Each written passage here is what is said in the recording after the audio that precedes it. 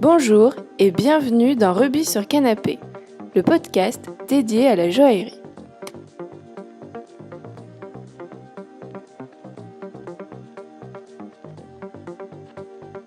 Bonjour Yann. Bonjour. Bienvenue dans Rubis sur Canapé. Merci beaucoup d'avoir accepté mon invitation. Donc vous appelez Yann Debray, vous êtes certisseur indépendant et vous avez co-créé un collectif d'artisans des métiers d'art, des métiers du bijou appelé Collectif Sprague, ouais, c'est ça ? C'est ça. Est-ce que vous pouvez nous raconter comment vous avez eu l'idée de créer ce collectif, comment ce projet a vu le jour ? Alors déjà, c'est pas moi qui ai eu l'idée de créer le collectif, c'est un ensemble de choses qui a fait qu'on ait eu l'idée de créer le collectif. On a été plusieurs à avoir la même idée parce qu'on voulait tous travailler à peu près ensemble et faire quelque chose en commun. Tous, c'est d'autres certisseurs ou c'est des bijoutiers ? Non, il y a des bijoutiers, des certisseurs, des illustrateurs, des tatoueurs, c'est juste des connaissances avec qui on travaillait et on voulait juste échanger en fait. Donc pas forcément relié au bijou en fait. Non, pas du tout. C'est juste de l'échange de savoir-faire et du coup montrer aux gens que même si tu bosses dans un certain domaine, tu peux quand même apprendre d'un autre boulot et pouvoir justement le transmettre à ton propre travail. Tant que moi, j'essaye énormément de travailler le bois dans la bijouterie qui est essentiellement du métal. Puis j'ai une amie qui fait du mokomegane. C'est une technique japonaise ancestrale. C'est comme le damas. Donc c'est des feuilles d'argent et de cuivre qui sont du coup empilées les unes sur les autres comme un millefeuille et soudées entre elles. Et du coup ça fait une sorte de... Quand le bijou, le rendu final est fini, ça fait une sorte de petite vague rose qui est due au cuivre et le reste c'est du blanc qui est dû à c'est un l'argent. bijou à la fin. Mais c'est un bijou à la fin. Mais du coup elle essaie de fusionner deux matériaux qui à la base, oui, sont pas du tout ensemble. Ouais. Et comment ça s'organise alors ? Au début, c'était plus un collectif parce qu'on n'avait pas le statut d'asso. Mais maintenant, oui, on a une association pour en parler. Donc maintenant, on est au Grand Voisin, on a une structure, on reçoit des gens, etc. Donc c'est beaucoup plus stable. Mais avant, plus c'était... organisé. C'est ça, ouais, beaucoup plus organisé. Avant, c'était plus... on allait chez quelqu'un, on se réunissait pour parler d'un projet et puis on se lançait dans nos créations, on essayait de travailler ensemble. Il y avait des petits groupes qui se formaient parce qu'ils avaient plus ils voyaient plus la pièce en commun et puis surtout ils voyaient à peu près la même idée. Et puis ceux qui voulaient travailler seuls travaillaient seuls. Et tout dépendait de l'envie de chacun en fait. Vous réussissez à vous voir assez régulièrement ou... Ouais, après, moi personnellement, je travaille avec déjà 3 personnes qui font partie de mon collectif. Donc je les vois tous les jours. Et sinon, les autres, je les vois le week-end. Sinon, on est beaucoup sur Messenger. En fait, on discute tous les jours. Ouais, donc c'est très actif. Et donc, vous avez fait des expositions ? Oui, on a fait 4 expos à peu près. Ah oui, pas mal. Parce qu'il existe depuis combien de temps ? Depuis 2017. Après, on a eu de la chance parce que du coup, une des, on va dire la présidente, Elise Viau, elle a gagné le coup de cœur au Lila. Donc, on avait le droit d'exposer gratuitement au Lilart. Et c'est dans un marché couvert, donc il y a plein d'exposants. Et nous, là-bas, on fait de la démo, on fait de la... Ah oui, donc vous n'avez pas seulement exposé vos pièces, mais vous avez aussi expliqué vos... Ouais, tout le monde expose sur les pièces du collectif, donc celles où on a travaillé tous ensemble dessus, soit nos pièces individuelles où c'est en gros chacun montre son univers. Mais bon, le but, c'est avant tout, c'est de montrer ce qu'on fait dans cet atelier tous ensemble. Ah, c'est génial. Et là, vous avez d'autres projets en cours de ce style ou on a les Lilart qui arrivent en mai. C'est le même parce que moi je croyais que c'était non, c'est tous les ans. D'accord. C'est tous les ans, il y a toujours les Lilart, c'est tous les ans. Du coup, nous on essaie d'y retourner tous les ans. Puis après, on va essayer de refaire des expos aux Grands Voisins. Sur l'agenda des Grands Voisins, ce sera marqué s'il y a un événement ou pas. Ah c'est chouette. Mais rien que pour Noël, pour les marchés de Noël, on a exposé, on a montré ce qu'on faisait dans cet atelier-là. Donc c'était assez intéressant. Puis en même temps, on fait un peu de bouffe et les boissons parce évidemment. Que c'est compliqué d'apprendre.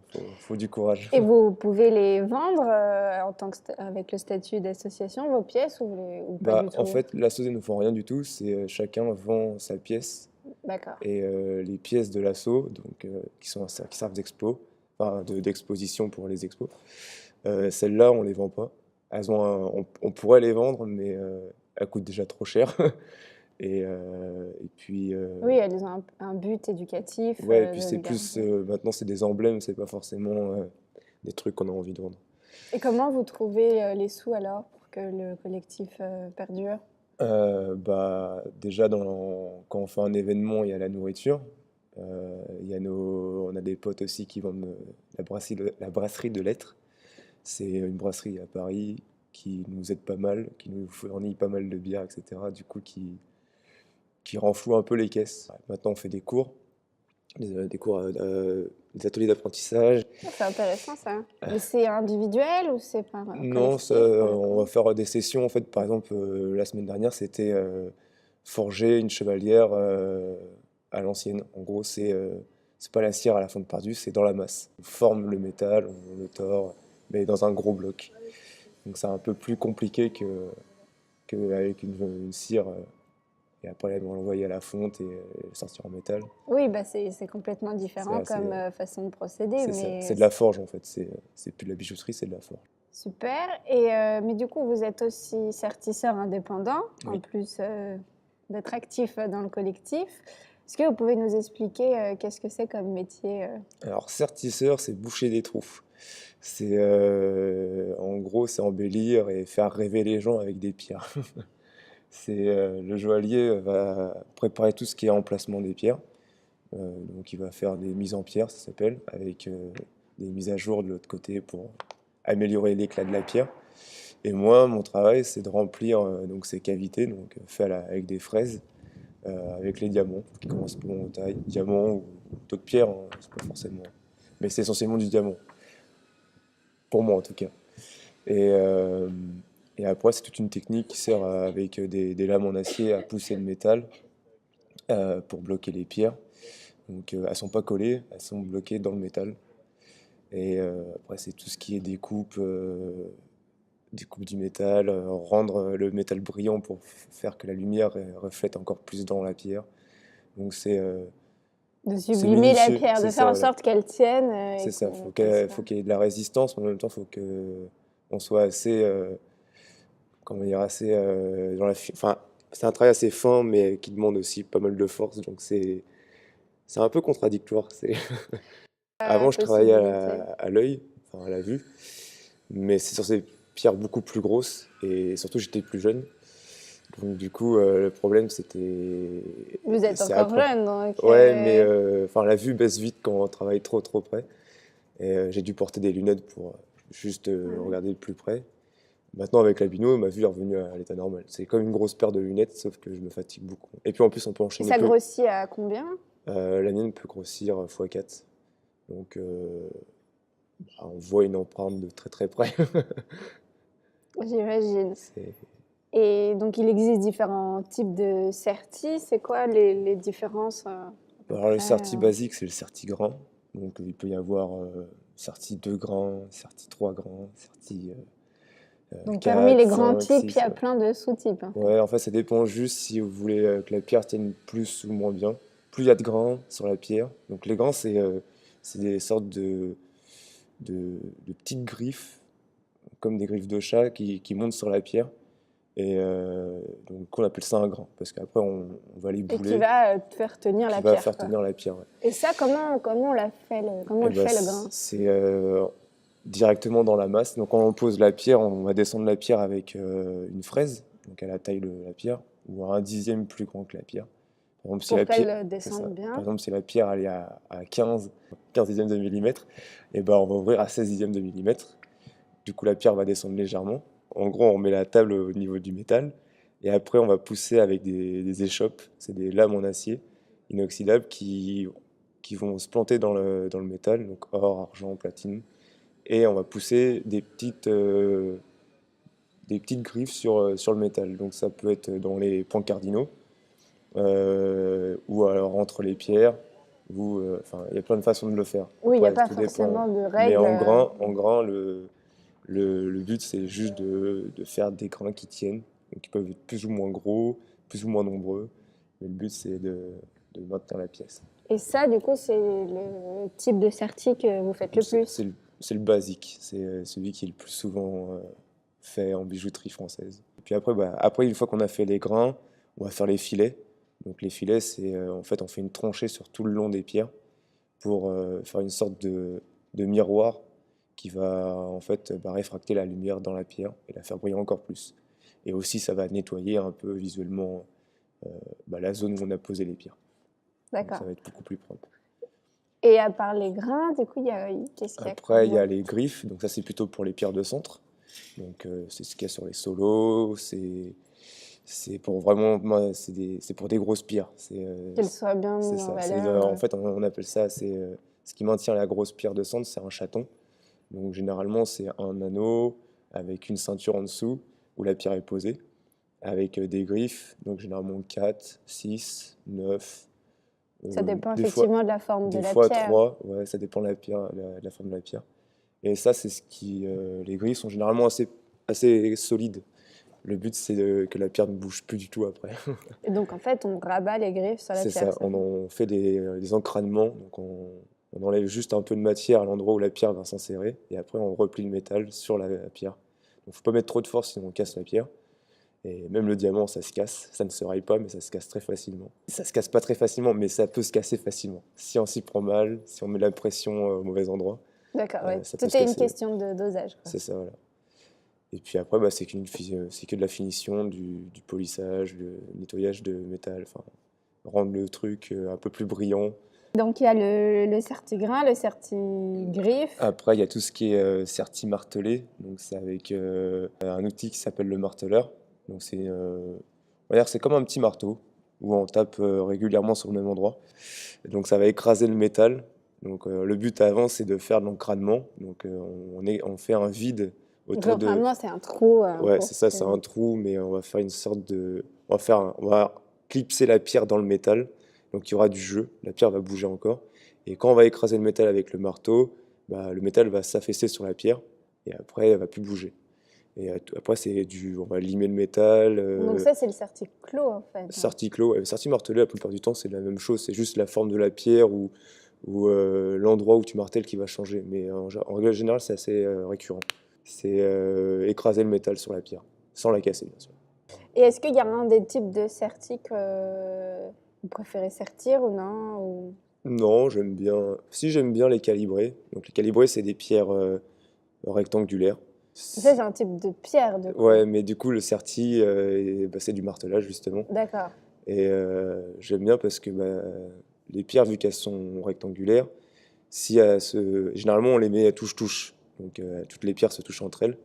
Oui, pour faire un pavage. Pour faire une pavage, une ligne, une bande, peu importe comment on appelle ça. Mais, le but, c'est que on a l'impression que ce soit une suite et qu'il n'y ait pas de séparation. Et le truc qui est compliqué, c'est que si on colle trop les pierres et quand on martèle, on n'a pas fait attention, les angles cassent très facilement. Du coup, c'est un peu le challenge de. Donc c'est intéressant. C'est intéressant et en même temps, c'est assez stressant pour être intéressant, du coup. Voilà. J'imagine. Et plus généralement, qu'est-ce que vous aimez bien dans votre métier? C'est une bonne question. J'aime bien les pierres, en règle générale. Sertir des belles pierres, des pierres que je pourrais pas voir forcément tous les jours. Et puis aussi la technique. Juste. Le fait d'être précis. Ouais, d'être précis, ouais, de faire quelque chose qui est beau au final. Et voilà, c'est ça. Et le côté un peu challengeant. C'est ça, voilà. De ne pas casser la pierre. Parce que c'est un métier difficile. Le truc en joaillerie, ce qui est intéressant, c'est qu'on construit quelque chose en métal. Donc c'est de la structure, tu fabriques des pièces, c'est assez marrant. Mais si tu casses du métal, tu peux le ressouder ou refaire une pièce assez facilement. Quand on casse une pierre, la pierre, tu peux pas la ressouder, tu peux que la retailler. Et du coup, elle perd du poids, elle perd sa forme. Donc c'est long, c'est coûteux. C'est pas moi qui le fais surtout. Moi, je fais que casser, donc c'est pas bien.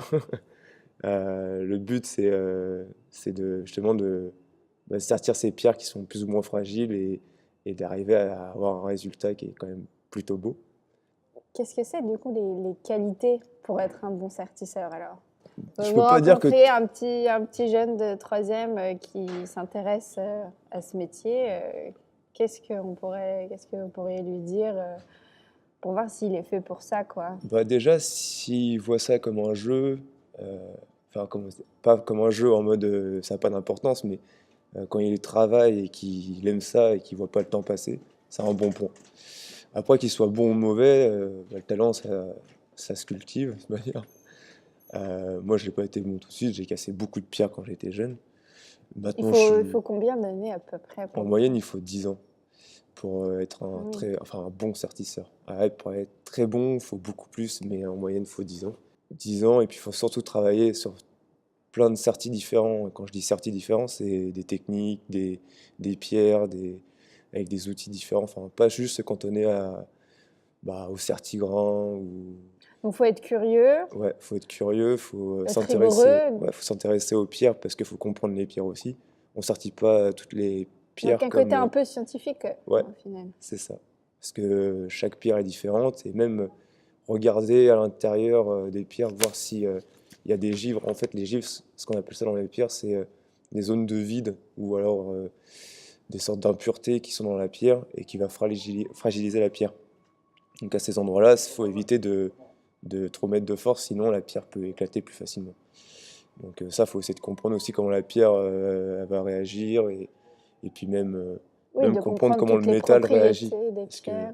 même le métal réagit différemment, que ce soit de l'or rose, de l'or jaune ou du platine. Il faut s'intéresser aux pierres, au métal, il faut s'intéresser à Donc, avoir différentes beaucoup techniques. de connaissances, avoir un côté et intellectuel Et curieux et manuel. et manuel, ouais. Après, le talent, je pense que ça peut venir. Il faut juste être patient et, Persévérant. et persévérant. Et vous, comment vous en êtes arrivé là?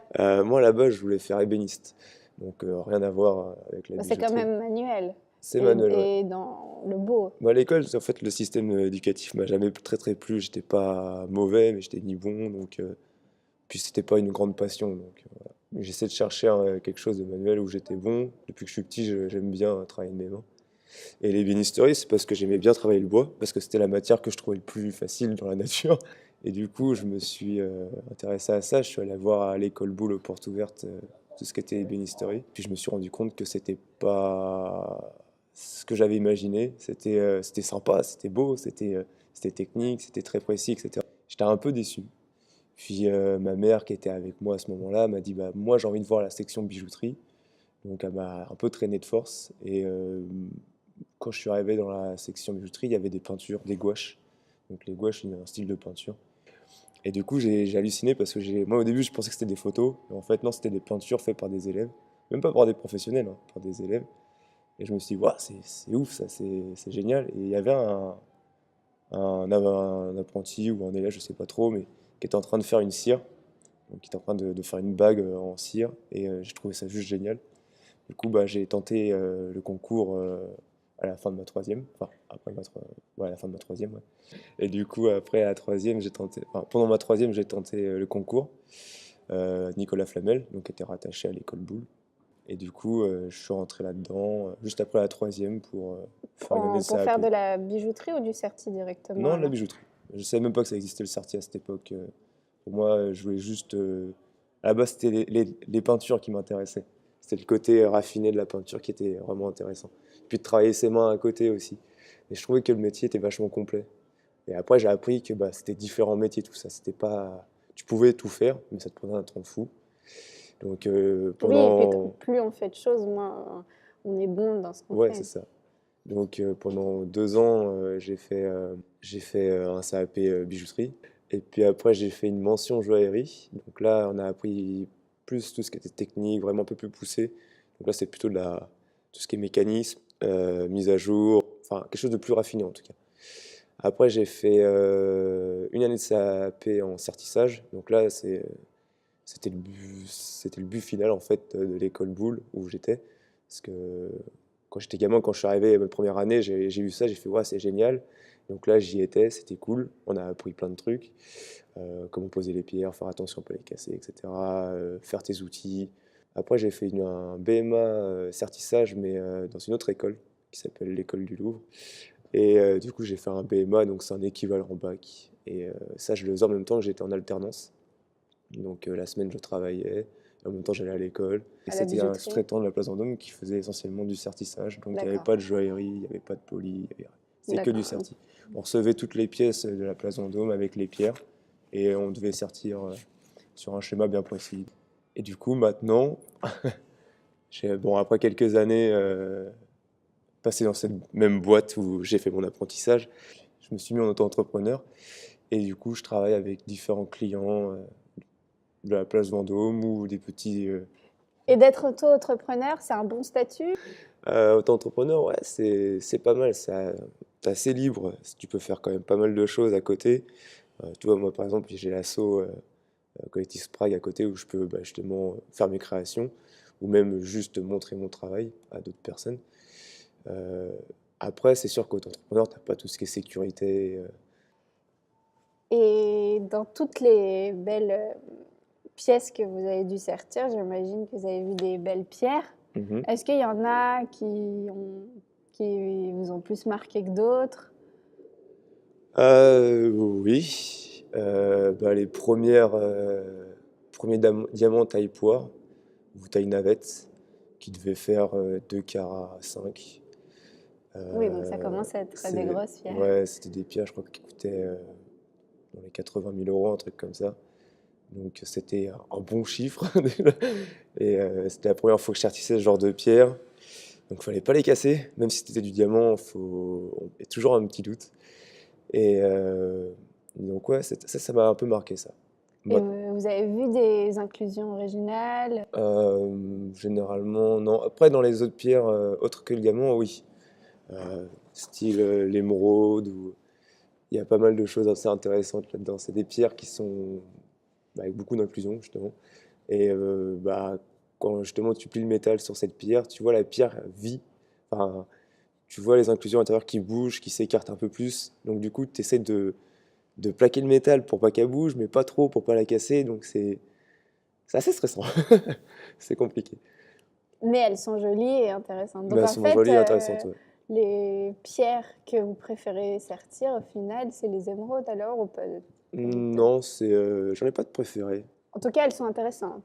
Toutes les pierres sont intéressantes. Je dirais pas parce qu'elle est plus grosse, elle est plus intéressante, mais parce qu'elle est plus grosse, ça te marque plus parce que c'est rare que tu en aies autant. Mais sinon, elles sont toutes intéressantes. Que ce soit une pierre de 10 dixièmes ou une pierre de 50 carats. Chacune a son charme. C'est ça, chacune a son charme. Bon, merci beaucoup Yann, merci à toi. pour toutes ces belles choses que vous nous avez racontées. De rien, c'était un plaisir. Merci beaucoup d'avoir suivi cet épisode. Si vous aimez Ruby sur Canapé, n'hésitez pas à aller sur iTunes, lui attribuer des petites étoiles. Cela est essentiel pour le développement du podcast, car ça l'aidera à être mieux référencé, donc plus connu et écouté. Vous pouvez également partager cet épisode sur les différents réseaux sociaux. À très bientôt dans Ruby sur Canapé.